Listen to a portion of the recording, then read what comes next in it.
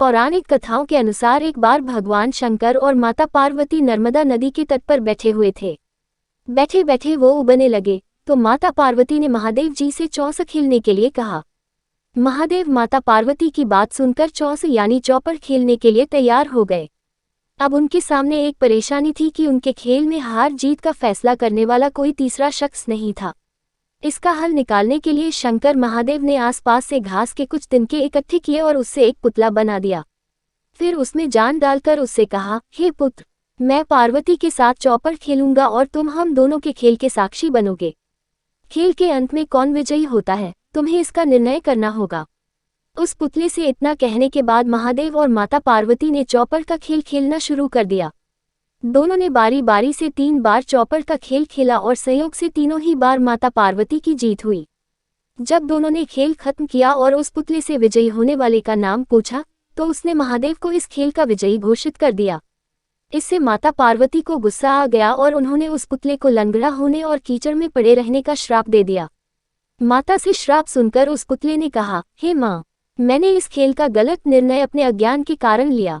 मैंने किसी गलत इरादे से यह निर्णय नहीं लिया, कृपया मुझे क्षमा करें। पुतले की बात सुनकर माता पार्वती को दया आ गई और उन्होंने उससे कहा, 1 साल बाद यहाँ पर गणेश की पूजा करने के लिए नाग कन्याएं आएंगी। उनसे पूछकर तुम गणेश व्रत और पूजन करना। ऐसा करने से तुम्हें मनोवांछित फल मिलेगा। इतना कहकर माता पार्वती और महादेव वहां से वापस कैलाश की तरफ चले गए। 1 साल बाद उसी स्थान पर नाग कन्याएं आईं। जब उन्होंने गणेश व्रत के पूजन की विधि शुरू की तो उस श्रापित पुतले ने उनसे इस पूजन की विधि बताने की प्रार्थना की। नाग कन्याओं ने विस्तार से उस पुतले को गणेश पूजन की विधि बताई। इसके बाद उस पुतले ने विधि अनुसार 21 दिनों तक गणेश जी का उपवास किया और उनका पूजन किया। इस पूजन से गणेश जी काफी प्रसन्न हुए और उन्होंने उस पुतले को मनोवांछित वर मांगने के लिए कहा। पुतले ने कहा, हे प्रभु, आप मेरे पैरों में इतनी शक्ति दे कि मैं कैलाश पर्वत पर जाकर अपने माता पिता से मिल सकूं और उन्हें प्रसन्न कर सकूं। गणेश जी ने तथास्तु बोला और वहां से वे चले गए। इसके बाद पुतला रूपी वह बालक चलते हुए कैलाश पर्वत तक पहुंचा और वहां पर वह भगवान शिव से मिला। महादेव से उसने सारी बात बताई। बालक की बात सुनकर महादेव ने भी 21 दिनों तक गणेश व्रत करने की इच्छा जाहिर की। दरअसल चौपर के खेल वाले दिन माता पार्वती महादेव से भी नाराज होकर कैलाश छोड़कर वहां से चली गई थी। माता पार्वती को मनाने के लिए महादेव ने भी 21 दिनों तक गणेश व्रत किया। ऐसा करने से माता पार्वती 21वें दिन कैलाश पर्वत वापस आ गई और उनके मन में महादेव के लिए जो नाराजगी थी वो भी खत्म हो गई।